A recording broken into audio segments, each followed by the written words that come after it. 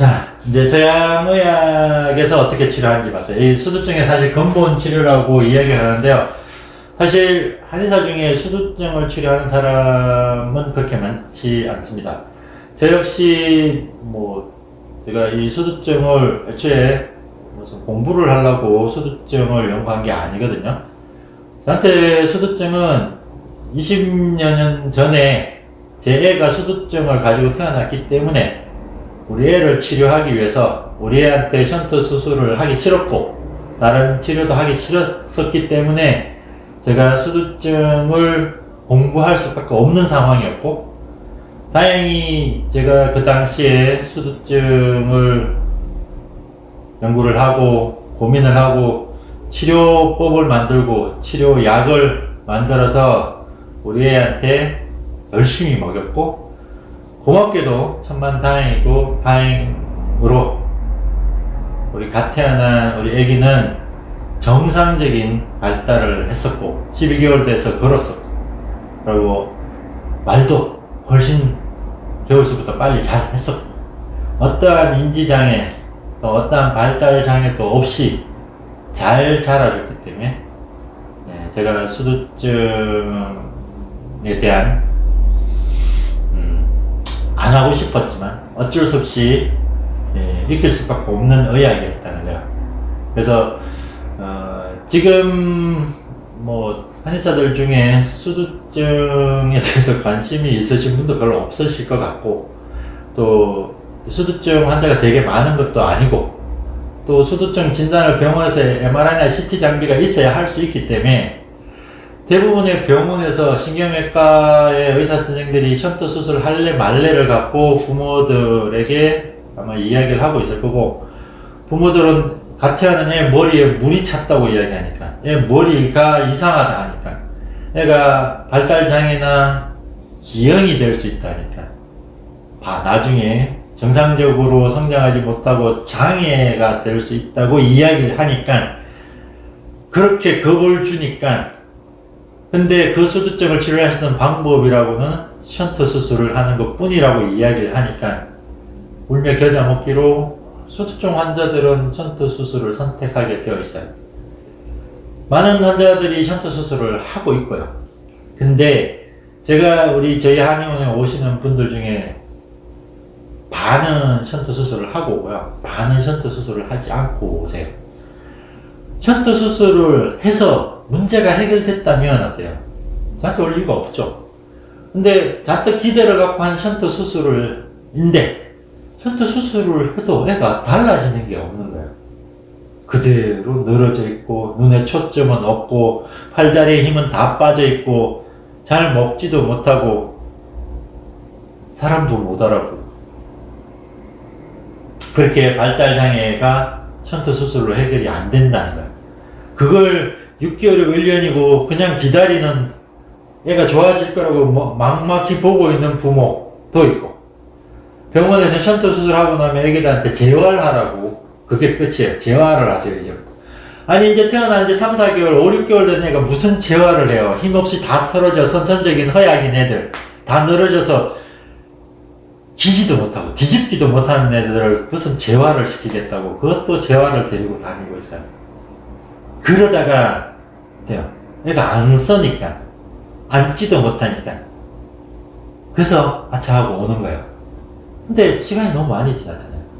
진작에 아기 때 치료했으면 더 쉽게, 더 빠르게 성장 발달의 리듬에 맞춰서 치료할 수 있는 애를 1살, 2살이 지나서 오면요, 조직이 그만큼 굳어져서 그만큼 치료기간이 늘어나는 그 상태까지 방치가 되고 있어요. 제가 보면 방치예요.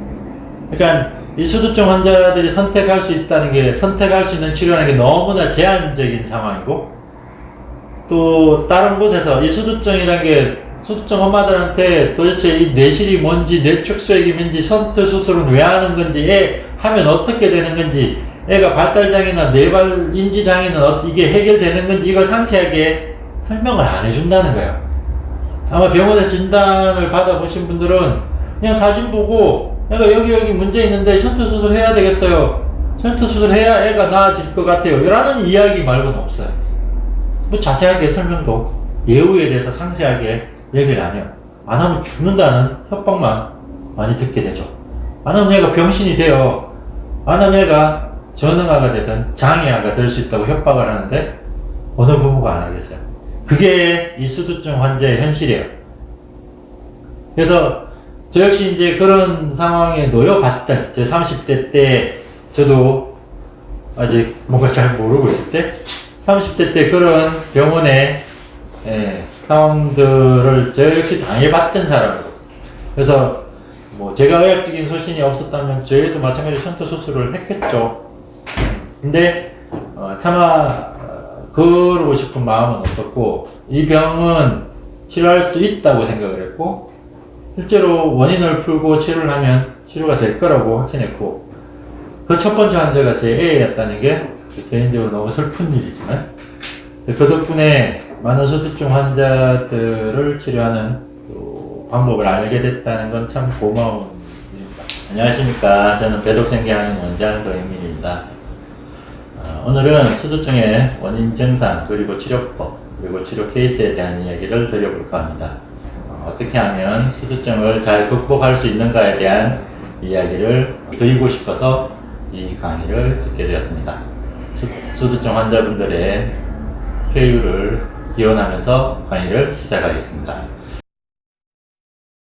자, 우선 수두증이 어떤 것인가. 보통 일반인들이 수두증을 진단받으면 뇌 속에서 벌어지는 일이기 때문에 이게 무슨 이야기인지 또 어떤 상황인지 정확히 이해를 못하고 있는 경우가 많습니다.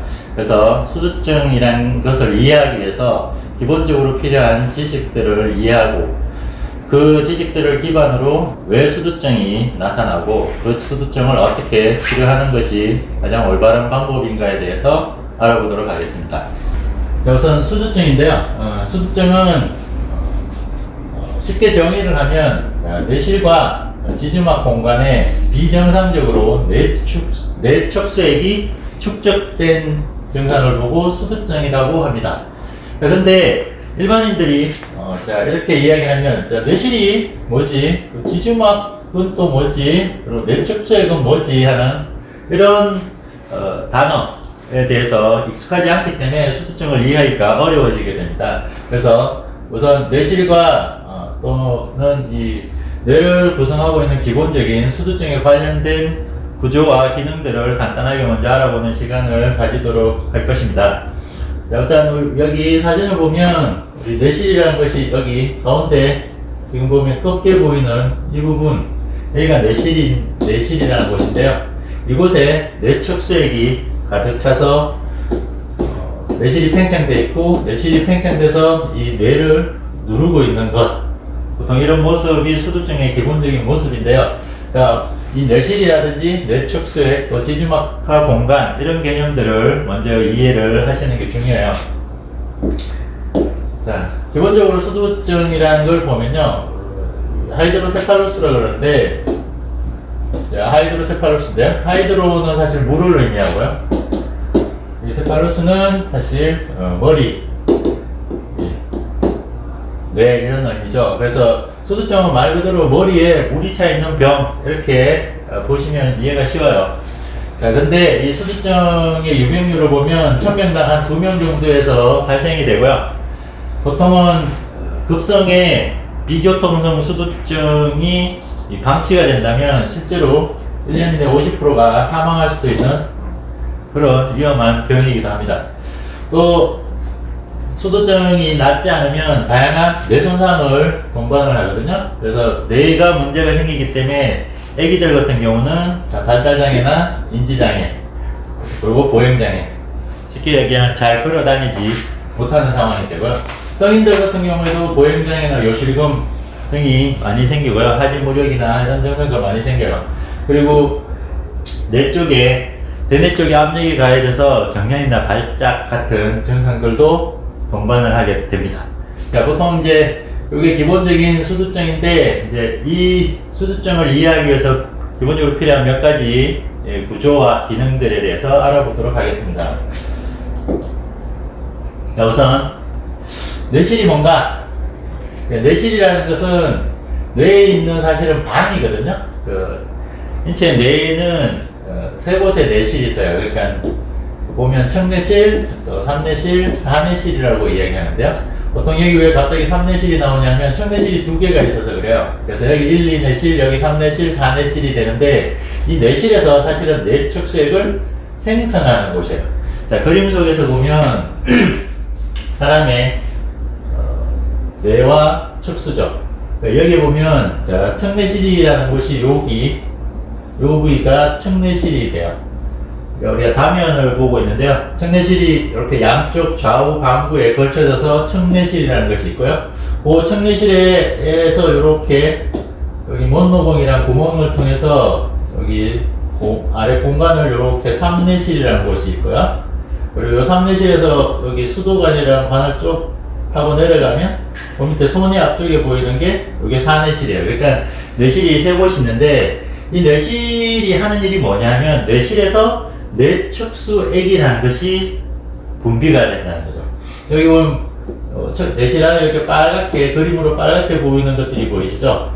이걸 이제 맥락총이라 그러는데 이 맥락총에서 내척수액이 이 생성이 되는 거죠. 그러니까 분비가 되는 거죠. 그래서 이 내척수액이 청내실에서 생성돼서 삼내실을 통해서 그리고 이게 수도관을 통해서 또 사내실을 통해서 바깥으로 이렇게 내실이 생성돼서 배출이 되는 곳. 그래서 내실이라는 건 내척수액이 생성되는 곳이고 그 기본적인 구조가 청내실, 삼내실, 사내실 이런 식으로 되어 있다는 걸 기억하시면 좋아요. 자, 그리고 이제 지주막이라는 개념이 있는데요. 이 지주막은 사실 뇌를 싸고 있는 막, 그 막을 내막이라고 그러는데 이 내막도 세 가지 층으로 구성되어 있어요. 내막은 자, 경막이라 해서 경은 단단한 막이거든요. 그러니까 경막 되게 딱딱한 막이랑 뇌 바로 대뇌를 바로 요 대뇌를 인접해서 있는 연막이니까 되게 부드러운 막이죠. 그러니까 요 연막과 여기 바깥에 있는 딱딱한 막, 그러니까 이걸 뇌를 싸고 있는 아주 두꺼운 막, 딱딱한 막을, 자, 이 막을 경막이라 그러고, 뇌에 인접해서 바로 붙어 있는 막을 연막이라 그래요. 그러면 경막과 연막 사이에 있는 요 막을 지주막이라 그런다는 거죠. 그래서, 이 지주막 하 공간이라는 게 어떤 의미가 있냐면, 실제로 내척수액이 지주막 공간 사이로 흘러다녀요. 그래서 수두증은 내척수액과 연관이 있기 때문에 지주막이라는 것이 중요하고 특히 지주막하 공간으로 내척수액이 흘러다닌다 하는 의미를 보시면 돼요. 그리고 이제 이 경막 바깥에 이렇게 두 개 뼈가 있는 거죠. 이렇게 두 개 뼈가 있는 거고 뼈 안에 딱딱한 막, 그러니까 신체의 뇌척수라는 것이 아주 두꺼운 보자기 속에 이렇게 감싸져 있다고 생각하시면 쉬워요. 그러니까 뇌와 밑에 척수가 아주 두꺼운 보자기 속에 들어가 있고 그 보자기 안에 뇌를 실제로 싸고 있는 아주 얇은 막이 있고 그 사이에 뇌척수액이 흘러다니는 지주막이라는 막이 있다 하는 정도의 구조를 이해하시면 좋아요. 그러니까 내막이라는 것은 뇌와 척수를 보호를 하죠. 뇌척수를 보호하는 막이니까. 그리고 지주막과 연막 사이로 뇌척수액이 흘러다닌다. 그래서 수두증을 이해하기 위해서 기본적으로 내실이라는 곳에서 뇌척수액이 생성돼서 나오는구나, 분비가 되고 그렇게 나온 애들은 지주막이라는 아래 공간을 통해서 뇌척수액이 쭉 흘러다니는구나 라는 걸 일단 먼저 이해를 하셔야 돼요. 자, 그럼 이 뇌척수액이라는 건 뭔가? 도대체 수두증이라는 게 결국 뇌척수액이 어떤 특정 부위에 많이 축적이 돼서 발생이 되거든요. 그럼 이 뇌척수액이라는 애가 뭐가 잘못됐나 하는 건데 사실은 뇌척수액이 뭐가 잘못된 건 아니에요. 뇌척수액은 뇌와 척수를 보호하기 위한 인체의 하나의 방어 기전이거든요. 방어 기전을 위해서 필요한 액체라는 거죠. 그래서 이 뇌척수액이라는 것을 보면 뇌척수에 대한 기본적인 그 역할, 기능을 보면요. 이 뇌척수액이 뭘 하는 거냐? 그러니까 쉽게 하면 우리가 뇌와 척수라는 것이 사실은 되게 중요한 인체의 장기란 말이야. 그러니까 인체의 모든 그 컨트롤 타워, 뇌신경을 통해서 인체 전체를 조절하는 곳이고 인체에서 되게 중요한 구조이기 때문에 이 구조가 손상을 받으면 안 돼요. 그래서 뇌와 척수라는 걸 가만히 놓고 보면 인체에서 가장 두꺼운 뼈가 뇌척수를 감싸고 있다는 걸 알 수 있어요. 그러니까 뇌내가 있는 이 머리를 보면 두개뼈가 전부 다 빈틈없이 꽉꽉하게 이 뇌를 보호하고 있죠. 그리고 척수가 목 뒤를 따로 척추를 통해서 안에 척수가 있는데 이 보면 되게 딱딱한 척추뼈들이 척수 전체 다를 보호하고 있는 거예요. 그만큼 뇌척수라는 건 상당히 중요한 것이고 이것은 손상받으면 안 되는 것이기 때문에 인체가 강력하게 보호를 하고 있구나라는 걸 알게 돼요. 그래서 이 딱딱한 두개뼈와 척추 안에 두꺼운 막 속에 뇌와 척수가 이렇게 담겨져 있고 그 사이로 뇌척수액이라는 게 흘러다니면서 뇌와 척수를 또 보호를 하고 있다는 거예요. 그래서 이 안에 물이 이렇게 감싸고 돌고 있으면 어떤 효과가 생기냐면 자, 뇌척수가 물속에 이렇게 담겨져 있는 모습이기 때문에 뇌척수의 무게감을 줄여줄 수 있어요. 그러니까 우리가 뇌가 압박을 받거나 하는 부분에서 훨씬 더 보호를 받을 수 있다는 거죠. 두 번째, 뇌척수가 물이 이렇게 차 있으면 여기에 물이 이렇게 있으면 충격을 줬을 때 바로 그 진동이 뇌로 바로 전달되는 것이 아니고 물이 이렇게 완충해주는 역할을 할 수 있다는 거예요. 그래서 뇌척수액이 필요한 거고요.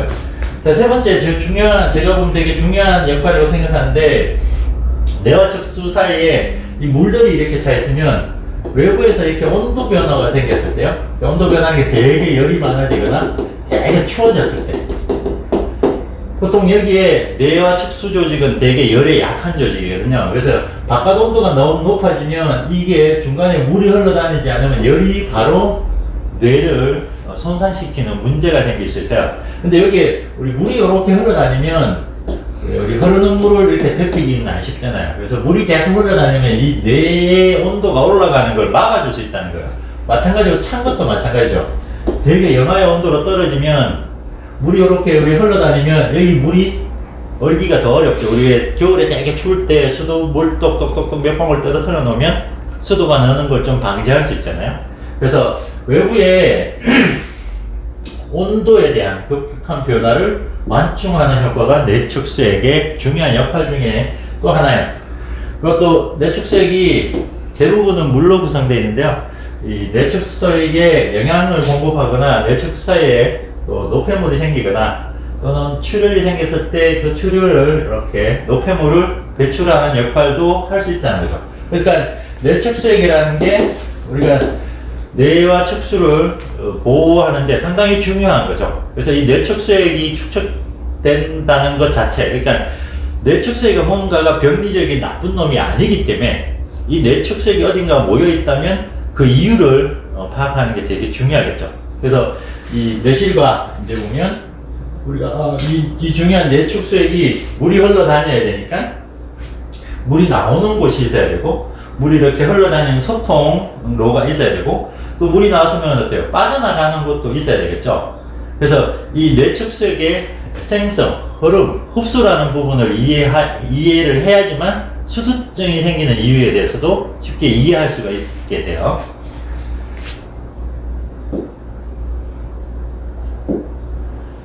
자, 그러면 이제 뇌척수액이 우리가 가만히 있는 게 아니고 흘러다녀요. 흘러다닌다면 이렇게 어떤 루트를 통해서 흘러다니는가, 뇌척수액의 우리가 생성 그리고 흐름, 흡수라는 걸 이해를 해야지만 수두증이 생겼을 때 그게 무슨 문제인가를 파악하기가 쉬워지거든요. 일단 이제 우리가 앞에서 배운 뇌실이라든지 지주막하 공간, 뇌척수액에 대한 기본적인 개념을 이제 전체적으로 이해를 해보면요. 뇌척수액 생성은 뇌실에서 생기는구나. 척뇌실, 삼뇌실, 사뇌실의 맥락총이라는 곳에서 뇌척수액이 분비가 되는 거예요. 분비가 되면 이 척뇌실이 좌우내에 한 상씩 들어가 있고요. 걔들이 이 삼뇌실과 여기 구멍 하나로 이렇게 뇌척수액이 빠져나온 구멍이 있어요. 이 구멍을 못노공이라고 그러는데 청내실에서 내축색이 되게 많이 나오거든요. 그래서 청내실에서 내축색이 나오면 그 다음에 여기 삼내실이라는 곳에서 또 모이게 돼요. 그럼 삼내실에서도 맹각총이 있으니까 얘도 내축색을 분비를 해요. 그러면 여기 보면 이 내실이 있는 곳이 이 구조가 요렇게요. 손의 뒤쪽에 있는데, 자, 요까지, 여기서 내축색이 나가기 전까지 요 공간은, 요 산내실까지는 폐쇄된 공간이에요. 그러니까 배출 구멍이 이쪽으로 나가는 것, 그리고 중심관으로 나가고, 여기서 지주막하 공간으로 나올 수 있고요. 여기는 청내실, 삼내실, 산내실은 구멍이 하나뿐인 이렇게 우리 고무풍선 같은 것이라고 생각하면 좋아요. 그래서 여기서 물이 나오면 물들이 요 수도관이나 조금 관을 통해서 산내실 가서 그래서 이렇게 나온다. 그래서 생성은 내실에서 생긴다. 그러면 흐르는 방향은요. 여기는 이렇게 닫힌 곳이니까 물이 이렇게 압력이 나오면 압력에서 쭉 밀려나가는 거예요. 여기서 튀어나가게 돼요. 여기서 이제 여기도 나가는 구멍들이 있죠. 이게 보통 여기에 이제 마겐다공이라는 거, 루카스공이라는 구멍들. 그 구멍 이름인데 큰 의미는 없어요. 그냥 저렇게 나가는구나. 그리고 여기 축수 사이로도 내축색이 이렇게 빠져서 내축색 전체를 이렇게 빠져나가고 지주막 아래로 내축색이 이렇게 아래까지 쭉 내려가서 계속 돌게 되죠. 그리고 밑으로 내축색이 밑으로 쭉 빠졌다가 우리 혈액이 저 발끝으로 갔다가 다시 정맥을 통해서 되돌아오는 것 같이 내축색도 밑으로 쭉 축축까지 내려갔다가 다시 올라오죠. 그리고 이쪽으로 뒤로도 이렇게 올라가서 자 배수구가 이렇게 쭉 흘러다니는 루트예요. 그러니까 모든 지주막하 공간을 흘러다니는 거죠. 왜냐하면 내축수를 사고 있는 연막 그 위쪽에 그 공간 사이로 내축색이 쭉쭉 흘러다니는 거예요. 그리고 배수구는 어디냐? 그러니까 쉽게 흡수되는 거, 배출되는 곳이 어디냐면, 자, 머리 위쪽에 있는, 자, 지주막에 있는 여기 상시상 정맥동이라는 이쪽으로. 그러니까 지주막에서 지주막 육모가 있어요. 그러니까 여기 배출구, 하수구 구멍같이 여기 지주막 사이로 내축색이 빠져나가게 돼요. 그래서 이쪽으로 빠져나가는구나. 이 빠져나간 내축색은 정맥으로 흡수돼서 다시 혈액순환이나 림프순환을 통해서 흡수가 되거든요. 그리고 또 맹각총을 통해서 또 분비가 되고. 그러니까 되게 쉽게 얘기하면 우리 수도꼭지 물이 이렇게 빙글빙글 돌아야 되는데 수도꼭지는 내실에 있고 여기서 물을 쭉 내면 얘가 쭉 타고 돌다가 배수구는 여기 상시상 정맥동 그 지주막 육물을 통해서 이쪽으로 빠져나가는구나가 내축수액의 생성과 흐름, 그 흡수에 대한 기본적인 기전이에요. 이것도 기억을 해 놓으셔야 돼요. 왜냐하면 이쪽에 수두증이 어느 곳에서 생기고 어느 곳에 물이 쌓였다는 건 그쪽에 어떤 문제 때문이라는 걸 이해하기 위해서는 이 기본적인 내실이랑 내축수액의 흐름을 이해를 하고 있어야 되거든요. 보통 병원에서 수두증 진단을 받으시면 교통성 수두증이에요? 아니면 비교통성 수두증이에요? 라고 진단을 아마 먼저 받게 될 거예요. 교통성이라는 건 뭔가 잘 소통이 된다는 거죠? 비교통성이라는 건, 소통이 뭐가 안 돼요. 이건 뭐냐면, 어디가 막혀 있어요. 라는 거예요. 그러니까, 비교통성 수두증이라는 게, 뭐가 막혔네? 라는 건데, 여기서 비교통을 하는 주체가 누구냐면, 뇌측수액이에요. 그러니까 뇌측수액이 막힌 곳 없이 잘 돌아가고 있으면, 잘 돌아가고 있는데도 수두증이 생기면 교통성 수두증이 되는 거고, 자, 뇌축수액이 어딘가가 더 막혀서 돌아다니지 못하고 축적이 되면 비교통성 수두증이 돼요. 거기서 막혔느냐 안 막혔느냐가 주되게 많이 나타나는 곳이 여기에요. 여기 수도관이라는 곳이거든요. 왜냐면 여기가 정내실, 삼내실에서 뇌축수액이 많이 분비가 되는데 이쪽은 관을 통해서 나와야 된다는 거예요. 그래서 산내실, 손이 앞쪽 여기 산내실은 작거든요. 청내실이 제일 큰 범위를 차지하고 있고 그 다음 삼내실이고 그 다음 산내실인데 자, 요 삼내실과 산내실 사이 요 좁은 통로 이 통로를 통해서 뇌축수액이 이렇게 빠져나오게 되는데요. 만약에 이 삼내실에 여기 무슨 종양 같은 게 생겨서 이렇게 만약에 밀어버리면 어때요? 여기가 막혀버리겠죠. 그럼 여기가 덜커덕 회색이 되면 비교통성이 되는 거예요. 그래서 비교통성이 제일 문제가 되는 것이 이 수도관이 막혀 있는 거예요. 물론 이제 나머지 지금 소내 쪽에서 기형이 생겨서 소내가 이렇게 이 수도관이죠. 수도관과 산해를 이렇게 소내가 만약에 기형이 생겨서 이게 커져서 이 관을 눌러서 폐색이 일어날 수도 있는데 주로 비교통성 수도증이 일어나는 곳은 이 부위다. 그래서 여기가 막혀버리면 사실은 여기 수도꼭지 물은 틀어놓고 밑에 배수구가 여기서 빠져나가야 되는데 여기서 막혔으니까 이쪽에 뇌척수액의 축척이 무진장 많이 진행돼요. 그래서 보통은 이 비교통성 수두증이 발생되는 경우에는 대단히 위험하고 또 실제로 머리가 코끼리 머리만큼 무지 커질 수가 있어요. 그러니까 뇌압이 무지막지하게 빠르게 올라갈 수 있는 게 이 비교통성 수두증이에요. 근데 보통 그 병원에서 비교통성 수두증인 경우에는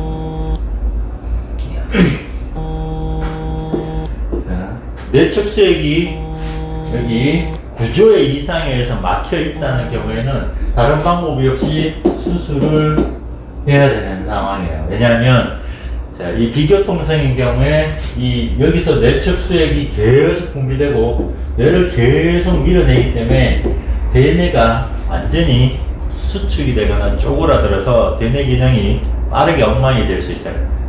그래서 이 비교통성인 경우에는 대단히 위험할 수 있다는 거고요. 보통 이제 저희 한의원에 오시는 분은 사실 비교통성 수두증은 거의 없으세요. 왜냐하면 병원에서 비교통성이라고 진단을 받는 분들이 가끔 계신데 그거는 실제로 여기가 완전히 폐색된 분이 아니고 여기가 조금 협착이 되어 있는 경우는 있었어요. 협착은 좁아졌다는 거죠. 여기가 원래 뇌척색이 편하게 빠져나가야 되는데 그러질 못하고 여기가 좀 좁아지면 여기 나오는 뇌척색이 여기에 보이는 경우는 있어요. 근데 협착을 비교통성이라고 말하기는 그래요. 왜냐하면 비교통성은 완전히 막혀 있는 상태를 의미한다고 봐야 되거든요. 대부분 우리가 보통 수두증인 환자들의 오히려 대부분은 이 교통성 수두증이 더 많으세요. 물론 제가 보는 환자분들의 대부분은 교통성 수두증이에요. 자, 그래서 교통성과 비교통성이 뇌척수액이 이 수도관이나 산후실 사이에서 막혀 있느냐 막혀 있지 않느냐 하는 걸로 먼저 구별을 하는구나 라는 걸 이해하시면 돼요.